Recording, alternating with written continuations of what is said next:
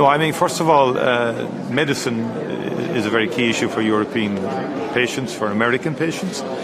Cost of medicines are very high in the United States.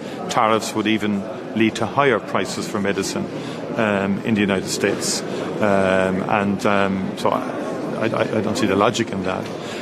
There already has been substantial changes around pharma and so on. And if you look at the Guilty Act of 2017, which the United States brought in, the BEPS process which we signed up to, I mean, the transfers back to America are far, far greater than, say, 4 or 5 years ago in respect to royalties and IP and so on.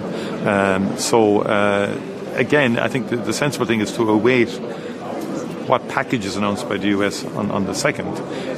And what I said earlier about being strategic, obviously in certain areas we enjoy a significant surplus, such as in food like butter or alcohol and so on.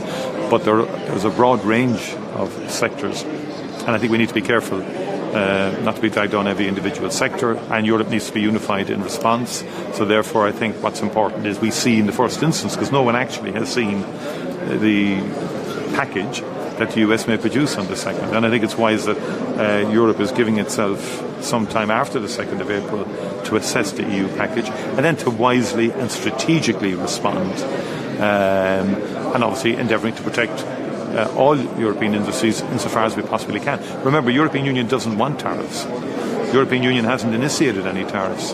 And the European Union believes, and Ireland does as well, that tariffs are bad for business. They're bad for the consumer, they raise prices. It was very clear from my visit to the US there's a lot of uncertainty in American companies who don't like tariffs either, and a lot of people are very, very worried about the impact on global trade and on the global economy overall.